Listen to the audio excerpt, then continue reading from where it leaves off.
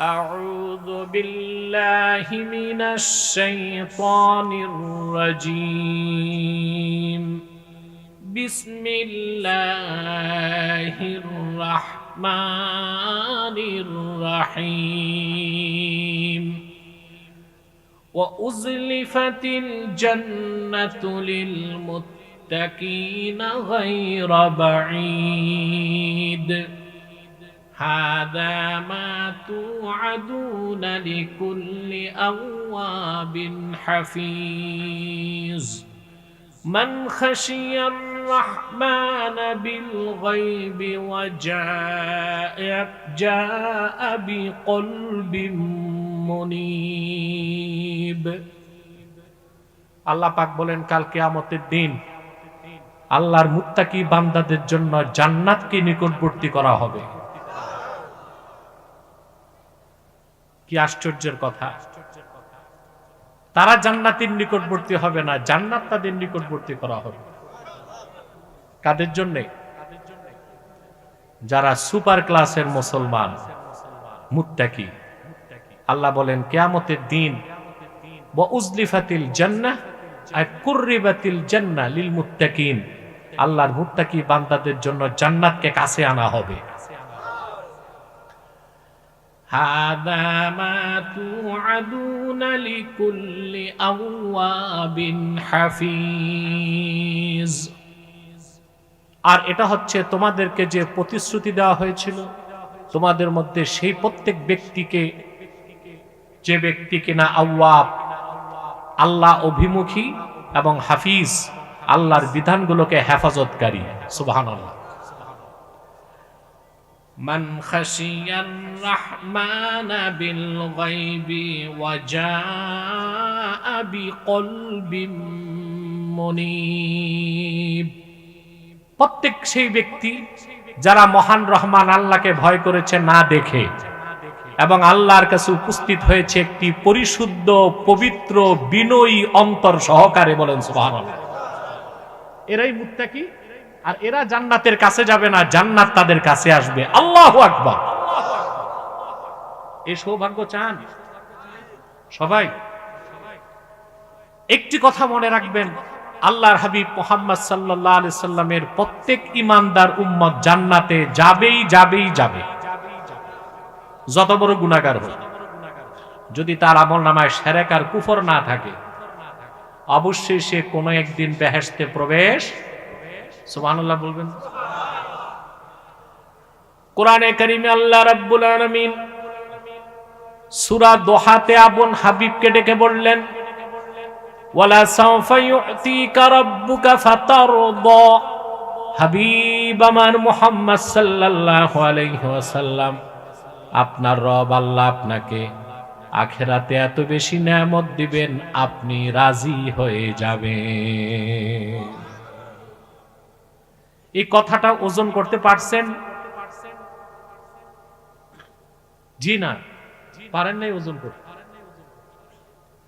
হাসর ময়দানে আদম থেকে ঈসা পর্যন্ত লাখের উপর পয়গম্বরের চেষ্টা হবে আল্লাহকে কিভাবে রাজি করা যায়, আর আল্লাহর চেষ্টা থাকবে হাসরে তার হাবিবকে কেমন করে রাজি করা যায়। সুবহানাল্লাহ। সূরা দোহা নাজিলের পরে আল্লাহর হাবিব সাল্লাল্লাহু আলাইহি ওয়াসাল্লাম সাহাবায়ে কেরামকে ডেকে বললেন, সাহাবীরা শোনো, আমি রাসূল যতক্ষণ রাজি না হই আল্লাহ আমার কথা শুনবেন। শুধু তোমাদের সঙ্গে আমি ওয়াদা করে যাই, লা আরদা ওয়া ওয়াহিদুম মিন উম্মতি ফিন্নার, আমার একজন ঈমানদার উম্মত যতক্ষণ আল্লাহর জাহান্নামে থাকবে আমি রাসূল রাজি হব না। আমার প্রত্যেক উম্মতকে আল্লাহ যখন বেহেশত দিয়ে দিবেন, আমি আল্লাহকে ডেকে বলবো, ইয়া রব রাজিতু, আয় আল্লাহ আমি রাজি হয়ে গেলাম, তোমার সাত জাহান্নামের কোথাও আমার কালেমা বিশ্বাসী একজন উম্মত না। সুবহানাল্লাহ। সবাই বেহেশতে যাবে, রাসূলুল্লাহর উম্মত সবাই, যদি কাফের না হয় মুশরিক যদি আমল নামায় কুফর শিরক, সুবহানাল্লাহ কইবেন। একটা জায়গায় পার্থক্য। কয়টা জায়গায়? রাসূলুল্লাহর উম্মতের মধ্যে যারা গুনাহগার, তওবা করতে পারে নাই, গুনাহগারও যদি মৃত্যুর আগে তওবা করে আল্লাহ নিষ্পাপ বানাই দিবেন। কত গুনাহ করছেন? আরে আপনি কত গুনাহ করছেন? ইমাম আজম আবু হানিফার কাছে এক ব্যক্তি জিজ্ঞেস করলো, কোন এক অসভ্য তার মায়ের সাথে জেনা করছে, মাকে জবাই করছে, মায়ের মাথার খুলিতে মদ পান করছে, সেও যদি তওবা করে আল্লাহ কি মাফ করবেন? আরে না কইয়েন না। ইমাম আজম বলেছেন, সে যদি তওবা নাসুহা করতে পারে, হতে পারে আল্লাহ তারেও মাফ করবে। এরকম গুনাহগার একজনই মাঠে আছে আমাদের। কথা বলেন, আমাদের চিন্তা আছে কত গুনাহ করছেন? যতই গুনাহ করেন আপনার গুনার চেয়ে আল্লাহর রহমত অনেক বড় বেশি। হাদিসে কুদসি, তিরমিজির হাদিস, আল্লাহ তাআলা স্বয়ং ডাক দিয়ে বলেছেন, ইয়া ইবনা আদম লাউ বালাগাত যুনুবুকা আনানাস সামা সুম্মা ইস্তাগফারতানি লাগাফারতু লাক। ওরে আদম সন্তান, তোমার গুনাহ জমে জমে যদি আকাশের মেঘমালা পর্যন্ত পৌঁছে যায়, তারপর যদি তুমি আমার কাছে আত্মসমর্পণ করে ক্ষমা চাও, আমি আল্লাহ তোমারে মাফ করে দিব। সুবহানাল্লাহ। রাসূলুল্লাহর উম্মত যদি গুনাহগার হয়, ইমানদার গুনাহগার, তওবা যদি করতে পারে, সেও বিনা আযাবে জান্নাত যাবে। রাসূলুল্লাহর উম্মত যদি তওবা করার সুযোগ না পায়, ঈমান ঠিক আছে, যত বড় গুনাহগার হোক, সেও কোনো একদিন জান্নাত পাবে।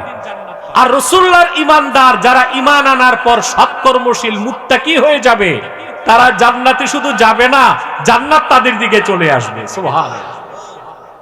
এখন আমরা কোনটা হইতে চাই? শুধু মুসলিম না, সুপার ক্লাস মুসলিম? জোরে বলতে হবে, সুপার ক্লাস মুসলিম হইতে হবে, ঠিক না? আমি আজকে চাইছিলাম 9টায়, আমি রাতে প্রোগ্রাম করি না, কিন্তু ইসমাইল যেভাবে আমাকে ধরছে। ইসমাইল কি ঘুম দিছে নাকি? ও বলছে যে একটা প্রোগ্রাম রাতে দিতেই হবে।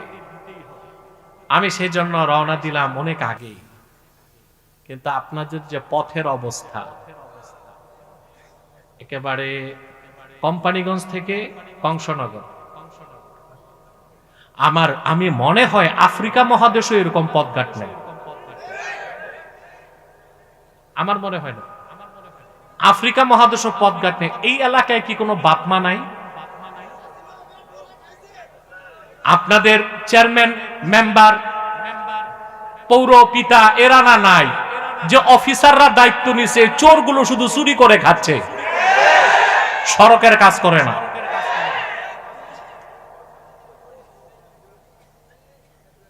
এই চোরগুলো এখন চুরির তালে আছে। 16 বছর করছে রাজনীতিবিদরা চুরি, এখন করতেছে অফিসাররা চুরি। এক একজন এক এক দায়িত্বে বসে সমানে চুরি করে খাচ্ছে। নতুবা এই সড়ক এরকম থাকবে কেন ভাই? সড়ক কি এরকম হয়? এটা কি মানুষ চলার পথ? আমার তো সামনে দেখা যায় আসলে আর গাড়ি আনা যাবে না, ঘোড়ার গাড়িতে আসতে হবে বা ট্রাক্টরে আসতে হবে। পথঘাটের যে অবস্থা, আমার মনে হয় দ্বিতীয় বিশ্বযুদ্ধে যে বোমা পড়ছে আর ঠিক হয় না। দেখা যাক, আপনাদের সন্তান তো এগিয়ে আছে, আল্লাহ তারে সুযোগ করে দিবে। এবং এতটুকু আশা করা যায় সে দায়িত্ব পেলে দুর্নীতি করবে না ইনশাআল্লাহ। প্রিয় ভাইরা, তো এই পথঘাটের কারণে আমার অনেক দেরি হয়ে গেছে, খুব দেরি হয়েছে এখানে আসতে। আমি আপনাদেরকে নিয়ে বিচলিত, আপনাদের ধৈর্য আবার নষ্ট হয়ে যায় কিনা। ধৈর্য থাকবে তো ইনশাআল্লাহ? তাহলে রাসূলুল্লাহ সাল্লাল্লাহু আলাইহি ওয়াসাল্লামের প্রত্যেক উম্মত জান্নাতে যাবে, যারা গুনাহগার আযাবের পরে, আর যারা মুত্তাকি আযাবের আগে। সুবহানাল্লাহ। এখন আপনারা কি বেহেশত চান? আযাবের পরে না আযাবের আগে? ফার্স্ট চান্সে না সেকেন্ড চান্সে? বিনা আযাবে।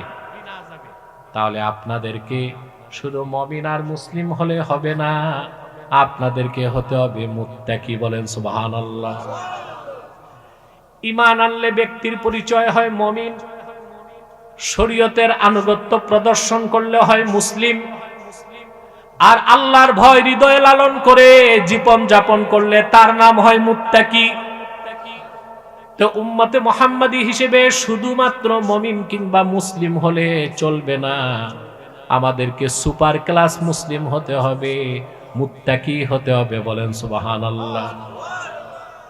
কোরআনে কারীম আল্লাহ রাব্বুল আলামিন বলেন, ইয়া আইয়ুহাল্লাযীনা আমানু তাকুল্লাহা হাক্কা তুকাতিহি ওয়া লা তামুতুন্না ইল্লা ওয়া আনতুম মুসলিমুন। আল্লাহ রাব্বুল আলামিন বলেন, হে ঈমানদারগণ, বিশ্বাসীগণ, তোমরা মহান আল্লাহকে যথার্থ ভয় করো, আর পরিপূর্ণ মুসলিম না হয়ে আল্লাহর সাক্ষাতে যেও না। তাহলে ঈমান আনার পরে পরিপূর্ণ মুসলিম মুত্তাকি হতে একটা জিনিস লাগবে, তার নাম হচ্ছে তাকওয়া। বলেন সুবহানাল্লাহ। কি লাগবে? তাকওয়া হচ্ছে আল্লাহর ভয়। কার ভয়? মাখাফাতুল্লাহ। আল্লাহর ভয়টার নামই হচ্ছে তাকওয়া। এটা ছাড়া মানুষ ভালো হতে পারে না, এটা ছাড়া মানুষ চরিত্রবান হতে পারে না, এটা ছাড়া মানুষ আল্লাহর ওলি হতে পারে না, এই তাকওয়া ছাড়া মানুষ মুত্তাকি হতে পারে না। কোরআনে কারীমে আল্লাহ রাব্বুল আলামিন বলেন, আলা ইন্না আউলিয়া আল্লাহি লা খাউফুন আলাইহিম ওয়া লা হুম ইয়াহজানুন। সাবধান জেনে রেখো, নিশ্চয়ই যারা আল্লাহর ওলি তাদের কোনো ভয় নাই, তাদের কোনো চিন্তা নাই। আল্লাহর ওলি মানে মুত্তাকিগণ, তাদের কোনো ভয় নাই, চিন্তা নাই। সুবহানাল্লাহ বলবেন। মুমিন ভয় পায় আল্লাহ ছাড়া কাউকে? মুমিন মৃত্যুকে ভয় পায়? ক্ষুধা কষ্টকে ভয় পায়? কথা বলে না। সম্মানহানিকে ভয় পায়? নিন্দুকের নিন্দা, হিংসুকের হিংসা, অত্যাচারের অত্যাচার, কি বুলেট, কি বোমা, কি জেল, কি ফাঁসি, আল্লাহ ছাড়া কাউকে কোনো কিছুকে মুমিন ভয় পায় না। বলেন সুবহানাল্লাহ। আপনাদেরকে একটা ঘটনা শোনাচ্ছি। 2001 সালে আমেরিকার টুইন টাওয়ারকে ধ্বংস করা হয়েছে, শুনেছেন? কথা বল। 2001 সালে 9/11, ঠিক না? নভেম্বরের 9 তারিখ ছিল 2001 সাল। টুইন টাওয়ার ধ্বংস হয়ে যখন ধ্বংস হয়ে গেল, কোন বোমা দিয়ে ধ্বংস করা হয় নাই। যা ধ্বংস করছে, প্লেনের মধ্যে বসেছিল, প্লেন নিয়ে ঢুকে গেছে। প্লেন যখন ক্রাশ হয়, ওটা বোমার চেয়েও বড় হয়, ঠিক না? প্রেসিডেন্ট তখন ছিল বুশ। এই কুত্তাটা, সে জুনিয়র বুশ ছিল, সিনিয়র বুশ না, জুনিয়র বুশ। সে নিউ ইয়র্ক থেকে কোথাও যাচ্ছিল। পাইলট এসে তাকে বলল, স্যার, আমেরিকা আন্ডার অ্যাটাক, আমেরিকায় আক্রমণ হয়ে গেছে। বুশ তখন পাইলটকে ডেকে বলল, প্লেন কত উপরে আছে? বলে 16,000 ফুট। বলে আরো উপরে উঠাও। আরো উপরে উঠেছে। বললো এখন কত আছে? বলে 26,000 ফুট। বলে আরো উপরে উঠাও। প্লেন আরো উপরে উঠেছে। কত আছে? 33,000 ফুট। বলে আরো উপরে উঠাও। স্যার, 40,000 ফুট উঠাইছি, আর উঠতে পারবে না, প্লেন ক্রাশ হবে। চিন্তা করেন কি ভয়, কত ভয়, যে প্লেন 40,000 ফুট উপরে উঠাইছে, আর যে মুসলিম বীর সেনানীরা প্লেনে বসে প্লেন ক্রাশ করে টুইন টাওয়ারকে ধ্বংস করে দিছে, ওরা ভয় তো পাবে, দূরে থাক, মৃত্যুর দিকে দৌড়ায় গেছে। মুমিন আসলে আল্লাহ ছাড়া কাউকে ভয়। সুবহানাল্লাহ। কিরকম মুমিন? লেবাসের মুমিন, মুত্তাকি। মুত্তাকি কারা? আল্লাহর ওলি কারা? আল্লাহ পরের আয়াতে বলে দিয়েছেন, আল্লাযীনা আমানু ওয়া কানু ইয়াত্তাকুন। যারা ঈমান এনেছে আর অন্তর থেকে আল্লাহকে ভয় করেছে, তারা প্রত্যেকেই আল্লাহর ওলি হয়ে গেছে। সুবহানাল্লাহ। তাহলে আমাদেরকে মুত্তাকি হতে হলে, ফার্স্ট চান্সে আল্লাহর জান্নাত পেতে হলে তাকওয়া লাগবে। কি লাগবে? কোরআনে কারিমে আল্লাহ রাব্বুল আলামিন নামাজ পড়ার কথা বলেছেন 82 বার, কিন্তু আল্লাহ তাআলা আল্লাহকে ভয় করার কথা বলেছেন 240 বার। কতবার? কারণ আল্লাহর ভয় যার অন্তরে নাই, ওর নামাজ তো নামাজ হবে না, এটা হবে দেখানো। আল্লাহর ভয় যার অন্তরে নাই, তার দাড়ি, টুপি, জুব্বা, কুর্তা এগুলো কি দরবেশ না দরবেশ? কথা বল। যার অন্তরে আল্লাহর ভয় নাই, ও যদি দাড়ি রাখে, টুপি লাগায়, জুব্বা পরে, কুর্তা পরে, তসবিহ জপে, বুঝা গেছে এটা দরবেশ না, এটা হচ্ছে ধরবেশ। বাংলাদেশে কোনটা বেশি? দাড়ি, টুপি, জুব্বা, কুর্তায় তাকওয়া? কথা বলেন।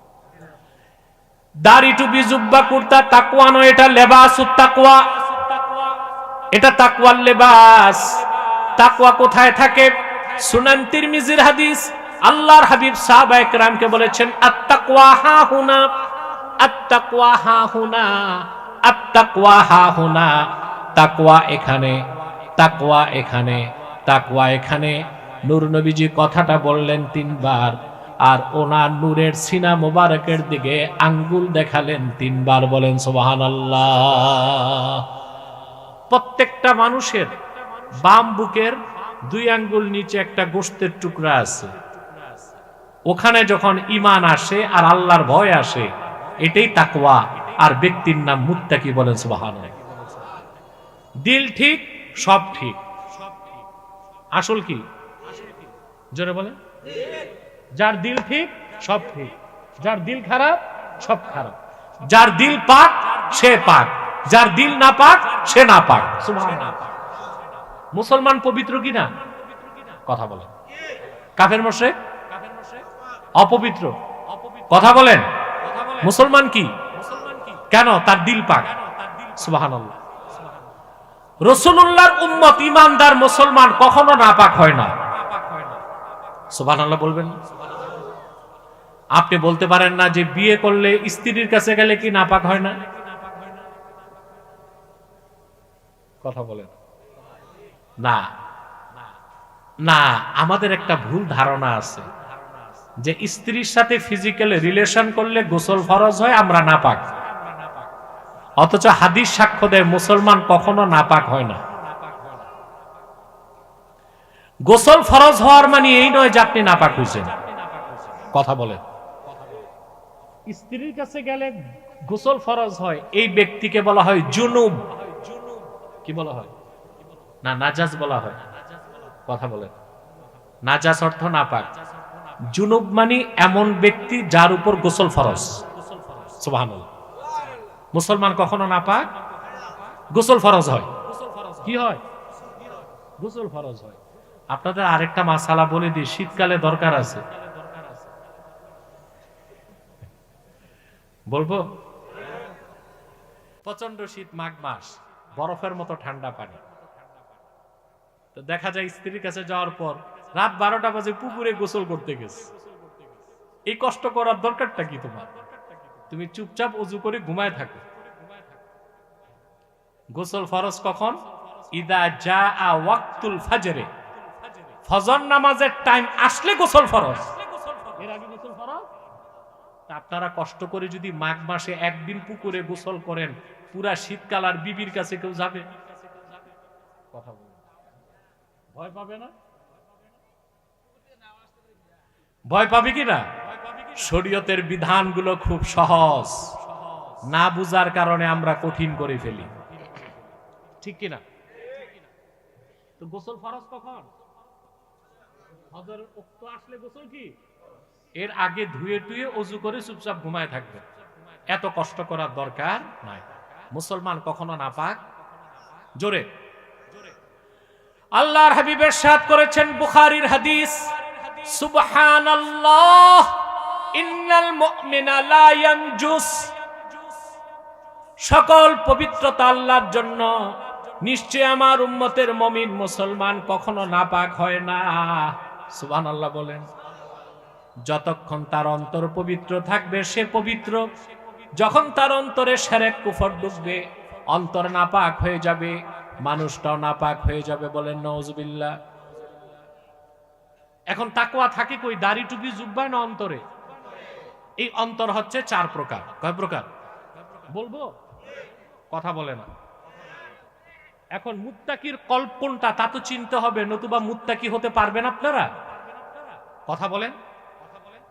কষ্ট হচ্ছে তো কথা বলছেন না কেন? কথা আমার বোঝা যাচ্ছে স্পষ্ট? তা আমার সাথে রিলেশন রাখবেন, নতুবা আমি কথা বলতে পারবো না, রাত বেশি হয়ে গেছে। একটু মনোযোগ দেন। অন্তর কয় প্রকার? আমি একটা প্রশ্ন করব একটু পরে, আপনার কোন প্রকার, কারণ আপনি নিজেরটার খবর রাখেন।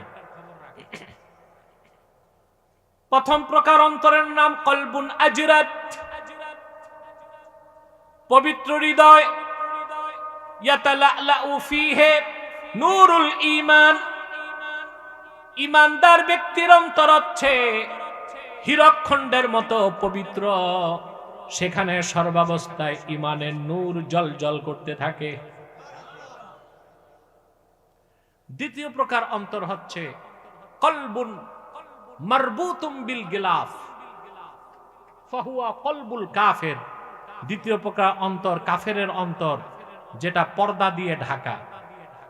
পর্দা দিয়ে হেদায়েতের নূর কখনো ঢুকে না, আর ভিতরের অন্ধকার কখনো বের। আল্লাহ পাক বলেছেন, ইন্না জাআলনা আলা কুলুবিহিম আকিন্নাতান আইয়াফকাহুহু ওয়া ফি আযানিহিম ওয়াকরা ওয়া ইন তাদউহুম ইলাল হুদা ফালান ইয়াহতাদু ইযান আবাদা। আল্লাহ রাব্বুল আলামিন বলেন, প্রিয় হাবিব মুহাম্মদ সাল্লাল্লাহু আলাইহি ওয়াসাল্লাম, কাফেরদের অন্তরগুলোতে আমি আল্লাহ পর্দা দিয়ে ঢেকে দিয়েছি, তাদের কানগুলোতে ছিপি এঁটে দিয়েছি। আপনি যতই তাদের হেদায়েতের পথে ডাকেন, তারা কোনোদিন হেদায়েত পাবে না। কথা বলেন। রাসূলুল্লাহ সাল্লাল্লাহু আলাইহি সাল্লাম ১৫০০ বছর আগে দ্বীনের দাওয়াত দিলেন। মক্কার ২৫ জন কাফের কুরাইশ মুসলমান হয় নাই, আবু জাহেল সহ। কারণ আল্লাহ তাদের ব্যাপারে বলেছেন, খাতামাল্লাহু আলা কুলুবিহিম, আল্লাহ তাদের অন্তরসমূহে সিল মেরে দিয়েছেন। এই জন্য ২৫ জনের একজনও মুসলমান হইতে পারে না। এখনো যাদের অন্তর আল্লাহ তাআলা পর্দা দিয়ে ঢেকে রাখবেন, কোরআনের হেদায়েত কখনো তাদের অন্তরে ঢুকতে পারবে না। অন্তর কয় প্রকার? দ্বিতীয় প্রকার হচ্ছে কাফেরের অন্তর, যেখানে কোনোদিন হেদায়েত ঢুকবে। তৃতীয় প্রকার হচ্ছে কলবুম মানকুস ফাহুয়া কলবুল মুনাফিক, মুনাফিকের অন্তর। এটা সত্যকে চিনতে পেরেছে কিন্তু সত্যকে গ্রহণ করে নাই। মুনাফিক আছে আপনাদের দেশে? মুনাফিককে আম্মাল মুনাফিক ফাহুয়াল্লাযী আবতানাল কুফরা ওয়া আযহারাল ইসলাম, যে দেখায় নিজে মুসলিম কিন্তু অন্তরের ভিতরে কি কুফরি। অন্তরের ভিতরে কুফরি, প্রকাশ্যে দেখায় কি আমি মুসলিম। এইরকম মুনাফিক দেশে আছে না? না, আছে আছে আছে। এগুলো বিভিন্ন দলের মধ্যে ঢুকে আছে, আর দলগুলোকে এরাই বেকায়দায় ফেলতেছে। ওই যে একজন পাগল বলছে যে নেকাব, মুখ ঢাকার কথা, পর্দার বিধান নাকি ইসলামে নাই। ওরে ধৈরা যদি জুতা দিয়া পেটান, তারপরও তার অপরাধের শাস্তি কম হবে না। পর্দা আছে না নাই, নেকাব লাগবে কি লাগবে না, মহিলাদের মুখ ঢাকতে হবে কি হবে না, এটা কি রাজনীতিবিদ ফতুয়া দিবে না আলেম ওলামা পীর মাশায়েখ? কিন্তু সে কত জঘন্য কথা বলছে। বলছে যে নেকাব, মুখে যে মহিলারা নেকাব দিয়া ঢাকে, এটা নাকি ইসলামে নাই। এগুলো নাকি আগে বেশ্যারা করতে। পর্দাকে নিয়ে এত বড় কটাক্ষ করার পরও দলের পক্ষ থেকে তাকে শাসন করা কেন হলো না আমি জানতে চাই। দলের দায়িত্বশীলকে বলছি, আপনি তাকে দল থেকে বহিষ্কার করেন, নতুবা তার বক্তব্য প্রত্যাহার করে তাকে তওবার ব্যবস্থা করেন। এদেশের অধিক সংখ্যক আলেম ও পীর মাশায়েখ রাজনীতির সাথে সম্পর্ক নাই। তারা কোরআন সুন্নাহর আলোকে সহি কথা বলে। এটা যে কোনো দলের বিপক্ষে যেতে পারে, পক্ষেও যেতে পারে। কি বলেন আপনারা? যেই দলই হোক, যেই দলের লোক হোক, তাদের বক্তব্য যদি কোরআন সুন্নাহর বিপক্ষে হয়, বিনা চ্যালেঞ্জে আমরা ছেড়ে দিব না। ঠিক কিনা? 3 নাম্বার হচ্ছে মুনাফিকের অন্তর, এটা হচ্ছে কলবুন মানকুস। চতুর্থ প্রকার হচ্ছে কলবুন মুসাফফাহ। আমাদের অধিকাংশ বাঙালির এই চতুর্থ প্রকার অন্তর। এটা কি? ফাফিহে ঈমানু ওয়া নিফাক, এইরকম অন্তরে ঈমানও থাকে আবার একটু মুনাফিকিও থাকে। সেজন্য এই ধরনের মানুষ ওয়াজ মাহফিলে দৌড়ায়, আবার গানের কনসার্টও দৌড়ায়, পীরের বাড়ি মাহফিলে যায়, আবার বাউল গানেও যায়। ভালোটাও ভালো লাগে, খারাপটাও ভালো লাগে, খারাপটাও ভালো লাগে। আছে বাংলাদেশে এরকম লোক? নাকি এরকম লোক বেশি? এটা হচ্ছে কলবুন মুসাফফাহ। ফাফিহে ঈমানু ওয়া নিফাক, এখানে ঈমানও আছে, নিফাকও আছে। ফামাসালুল ঈমান ফিহি কামাসালিল বাকালাতি ইয়ামুদ্দুহাল মাউত তাইয়্যিব, এই রকম অন্তরে যে ঈমান থাকে এটা হচ্ছে সবুজ শাকসবজির মতো। সবুজ শাকসবজি যেমন পানি পেলে দ্রুত বৃদ্ধি পায়, এরকম মানুষ নেক আমল যখন করে তার অন্তরে ঈমানটা বাড়তে থাকে। আর তার অন্তরে যে নেফাক, ওটা হচ্ছে কামাসালিল কুরহা ইয়ামুদ্দুহাল কাইহু, তার অন্তরের নেফাকটা হচ্ছে ক্ষত স্থানের মতো। পুজ বা দূষিত রক্ত যেমন ঘাকে বাড়ায় দেয়, এই রকম মানুষ নেক আমল বাদ দিয়া বদ আমল করলে তার অন্তরে নেফাকটা বাড়তে থাকে। যখন দেখা যাবে মৃত্যুর পরে তার অন্তরে ঈমান বেশি, আল্লাহ তাকে মুমিনদের কাতারে শামিল করে দিবেন। যখন দেখা যাবে অন্তরে নেফাক বেশি, মুনাফিকের কাতারে শামিল হয়ে যাবে। তাহলে অন্তর চতুর্থ প্রকার। যদি আপনি মুত্তাকি হতে চান, আপনাকে প্রথম প্রকার অন্তর লাগবে। কি লাগবে? সেই অন্তরের কথাই আল্লাহ বলেছেন, হাদা মা তুআদুনা লিকুল্লি আওয়াবিন হাফিজ। সুবহানাল্লাহ। এই অন্তরটা হচ্ছে চতুর্থ প্রকার। কোন প্রকার? আমি কি ওয়াজ করব না একটু গল্প সল্প করব? আপনাদের দেশে ওয়াজ তো কম হয়, ওয়াজের মাঠগুলো এখন হয়ে গেছে কৌতুকের মাঠ। লাফালাফি, নাচানাচি, কৌতুক, হাসি তামাশা এগুলো করে আমাদের এই যে জেনারেশন জেড, এই জেনারেশনটা নষ্ট হয়ে যাচ্ছে। ওয়াজে আসলেই এরা আশা করে একটু হইচই হোক, একটু কৌতুক হোক, একটু হাসাহাসি হোক, একটু নাচানাচি হোক। এগুলো চান না। সংস্কৃতিটা আবার ঠিক করতে হবে। 10 বছর আগে এগুলো ছিল না, ছিল বাচ্চাগুলো ভদ্র মতো টুপি লাগায় বসে থাকতো। এখন এসে মাহফিলে খোঁজে লাফালাফি কই, নাচানাচি কই, কৌতুক কই, হাসি কই। এটা ঠিক করতে হবে সংস্কৃতি আমাদের, আবার পুরনো অবস্থায় ফিরতে হবে। কি বলেন ভাই? তা আমাদের কোন অন্তরটা লাগবে? কলবুন মুনিব। আল্লাহ পাক বলেন, ওয়া উজলিফাতিল জান্নাতু লিল মুত্তাকিনা গায়রা বাঈদ, যারা পবিত্র হৃদয়ের অধিকারী, যাদের অন্তরে আল্লাহর ভয় আছে, ঈমানদার মুত্তাকি, তাদের জন্য জান্নাতকে নিকটবর্তী করা হবে হাসর ময়দানে। গায়রা বাঈদ, আই জিরো ডিসটেন্স, অর্থাৎ মুত্তাকি আর জান্নাতের মাঝখানে কোনো দূরত্বই থাকবে না। জোরে গায়রা বাঈদ, জিরো ডিসটেন্স, কোনো দূরত্ব থাকবে না। মুত্তাকিগণ হিসাব দিবে আর আল্লাহর জান্নাতে ঢুকে যাবে। হাদা মা তুআদুনা লিকুল্লি আওয়াবিন হাফিজ। এই প্রতিশ্রুতি তোমাদেরকে যা দেওয়া হয়েছিল, তোমাদের মধ্যে প্রত্যেক সেই ব্যক্তিকে, যে ব্যক্তি আওয়াব, আওয়াব মানে তাওয়াব, যে অপরাধ করলে আল্লাহর কাছে আত্মসমর্পণ করে। সুবহানাল্লাহ। আল্লাহমুখী, কি আল্লাহ অভিমুখী। হাফিজ, হাফিজ মানে আল্লাহর বিধানগুলোকে হেফাজতকারী। এটাই তো তাকওয়া। কথা বলেন, এটাই কি তাকওয়ার মূল ব্যাখ্যা? হচ্ছে আল্লাহ তার হাবিব মুহাম্মদ সাল্লাল্লাহু আলাইহি ওয়াসাল্লাম ১৫০০ বছর আগে যা আদেশ করেছেন তা মানা, যা নিষেধ করেছেন তা ছাড়া। তার মানে শরীয়তের বিধানগুলো হেফাজত করা ছাড়া মুত্তাকি হওয়া যায় না। ঠিক কিনা বলেন? হুকুমগুলো মানতে হবে, নিষেধগুলো তোমার সমাজে এমন অসংখ্য মানুষ আছে নামাজ পড়তে পড়তে কপালে বাটকারা, কিন্তু সমানে সুদ খায়। আছে? হজ করে আসছে, নামের আগে হাজি, নামের পরে গাজী, 5 ওয়াক্ত নামাজি, বিচারে বসলে 2 দিক থেকে 2 পাইস। এটা নাই তো বিদ্যালয়, হ্যাঁ?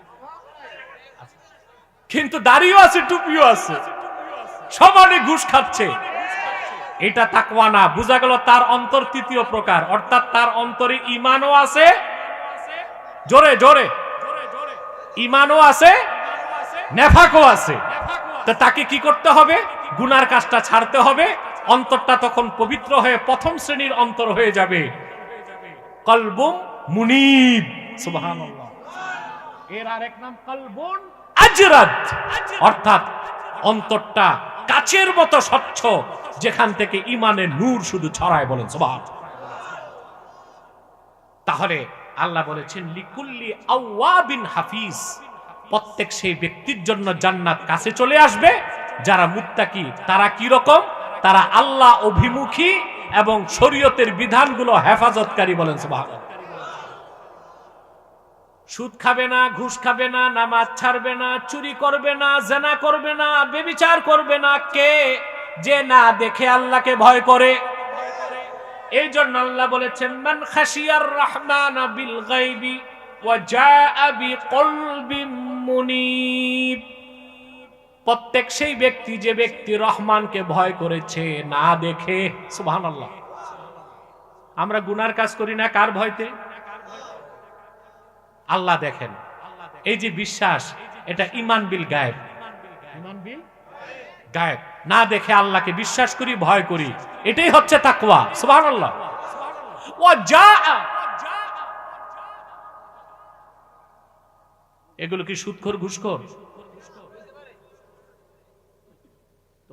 কথা বলে কেন? আর 10 মিনিট কষ্ট দিব, 10 মিনিট আর কষ্ট দিব তোমাদের। অনেক রাত হয়ে গেছে। হ্যাঁ, ভালোই কইস।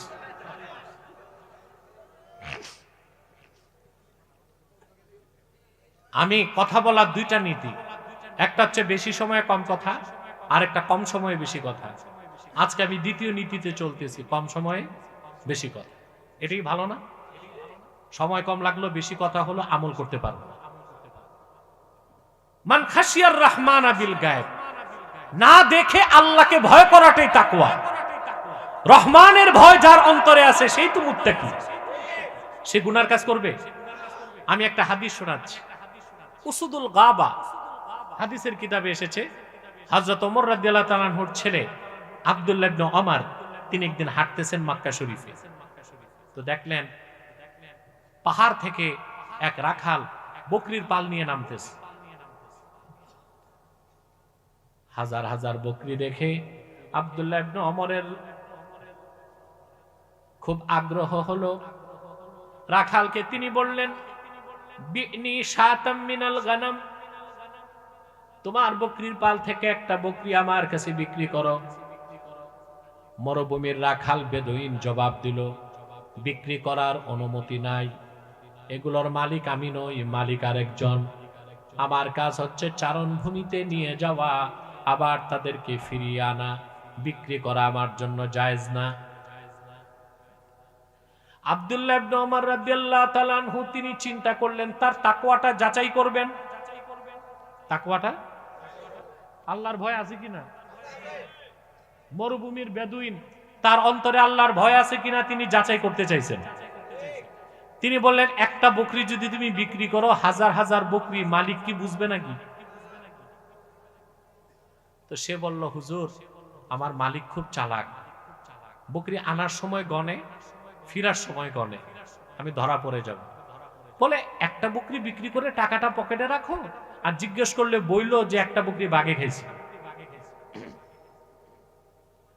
মরুভূমির রাখাল বেদুইন জবাব দিল, একটি বকরি বিক্রি করে দুনিয়ার মনিবকে বুঝাই দিতে পারবো বাঘে খেয়েছে। আপনার কাছে আমার প্রশ্ন, ফা আইনাল্লাহ, আল্লাহ কোথায়? আল্লাহ তো সবার উপরে, তিনি তো সব দেখেন। আমি আল্লাহকে হিসাব দিব কেমন করে? আব্দুল্লাহ ইবনে ওমর রাদিয়াল্লাহু তাআলা আনহুমা বুঝতে পারলেন মরুভূমির রাখালের অন্তরে আল্লাহর ভয় তাকওয়া সর্বোচ্চ মাত্রায় আছে। আমাদের দেশে যারা কর্মকর্তা, অফিসার, রাজনীতিবিদ, মন্ত্রী, এমপি ছিল, আছে, ভবিষ্যতে থাকবে, তাদের অন্তরে যদি এই খাশিয়াতুল্লাহ, আল্লাহর ভয়টা থাকে, যে দুর্নীতি করলে দুদক দেখবে না, আল্লাহ দেখবেন, সেই অফিসার কোনোদিন দুর্নীতি করবে সম্ভব? ঘুষ খাবে? দুর্নীতি করবে? কার ভয়তে করবে না? কার ভয়তে? এখন দেখেন না অপরাধীদেরকে দুদক ধরতেছে, কথা বলে, আসল অপরাধী একজনও ধরা খাইছে? সপ্তাহ 5 তারিখের পর জামাইয়া ধরে বিদেশ গেছে, কিছু আছে জেলে। যত টাকা দেশ থেকে পাচার হয়েছে, কত টাকা আপনি চিন্তা করতে পারবেন না। এত টাকা পাচার হয়েছে বাংলাদেশ থেকে। প্রত্যেক নাগরিকের মাথা পিছু ঋণ হচ্ছে 1,07,000 টাকা। কত? প্রত্যেকের মাথা পিছু ঋণ 1,07,000 টাকা। এই পরিমাণ টাকা বিদেশ পাচার হয়েছে। আপনারা যারা নিয়মিত সোশ্যাল মিডিয়াতে আমার বক্তব্য দেখেন, আপনারা দেখেছেন 14 মাস আগে আমি কসম করে বলেছিলাম ডক্টর ইউনূস পাচার হওয়া 1 টাকাও আনতে পারবে না। পারছে? কারণ এখন যারা দায়িত্বে আছে ওরাও চোর। আগে হয়েছে পুকুর চুরি, এখন হচ্ছে সাগর চুরি। কথা বলেন। এই জন্য 1 টাকাও বিদেশ থেকে আনা যায় না। সংস্কার কোথায় ভাই? দেশ সংস্কার করবেন কি? দেশ তো মাটি। দেশ কি? সংস্কার করতে হবে দেশ যারা চালায় তাদের অন্তরকে। আসল জায়গায় সংস্কার করেন। দেশ কি? দেশ হচ্ছে 4টা জিনিস নিয়ে। একটা হচ্ছে টেরিটরি, ভূখণ্ড, আরেকটা হচ্ছে পপুলেশন, জনগণ, আরেকটা হচ্ছে গভর্নমেন্ট, সরকার, আরেকটা হচ্ছে সভরেন্টি, সার্বভৌমত্ব। এই 4টা নিয়ে কি হয়? রাষ্ট্র। কি হয়? রাষ্ট্রের মূল কি? জনগণ। ব্যক্তি যখন ঠিক হবে, পরিবার সুন্দর হবে, পরিবার ঠিক হলে সমাজ ভালো হয়ে যাবে, সমাজ ভালো হলে রাষ্ট্রটাও ভালো হয়ে যাবে।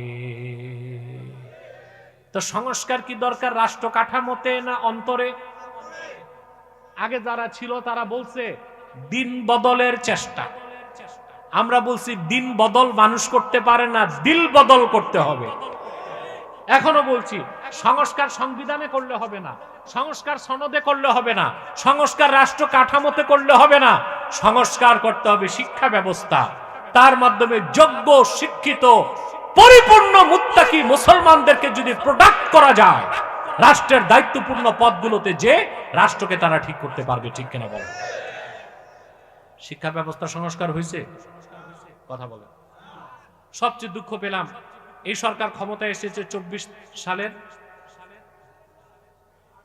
8ই আগস্ট। 25 সালে যে বই ছাপছে, বইটা এখনো পড়ানো হচ্ছে নবম দশম শ্রেণীতে, ইংরেজি বইতে। সেন্স অফ সেলফ এই নামে একটা গল্প আছে।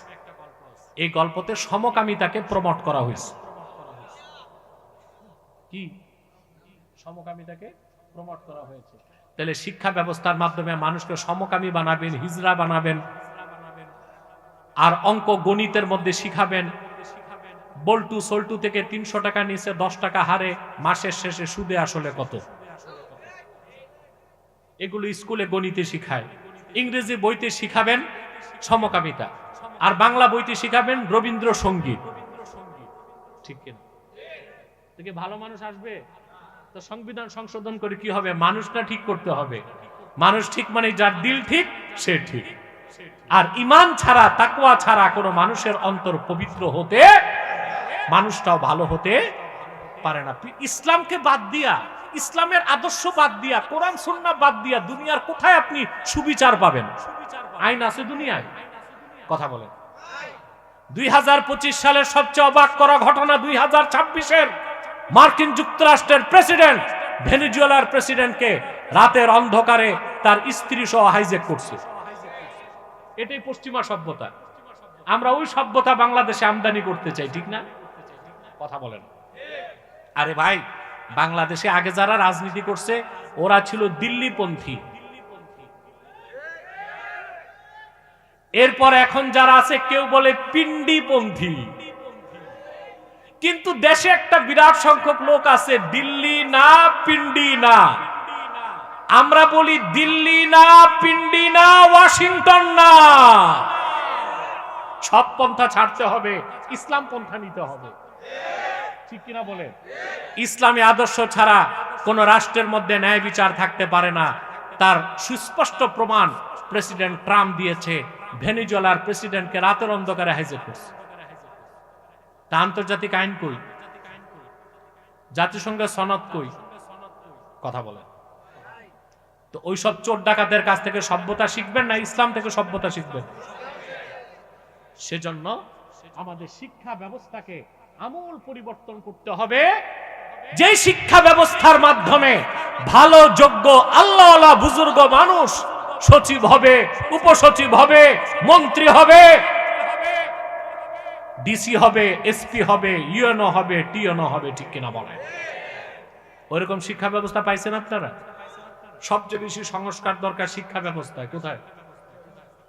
আমরা এমন একটা শিক্ষা ব্যবস্থা 54 বছরে পেয়েছি। এই শিক্ষা ব্যবস্থার মাধ্যমে না আল্লাহর ওলি তৈরি হয়, না বিজ্ঞানী তৈরি হয়, শুধু তৈরি হয় অফিসার। তৈরি হয় কি? 1921 সালে ঢাকা বিশ্ববিদ্যালয় প্রতিষ্ঠিত হয়েছে। কত সালে? 100 বছর পার হয়েছে না? কথা বলেন। একজন বিজ্ঞানী আছে দেশে? গবেষক, দার্শনিক কেন নাই?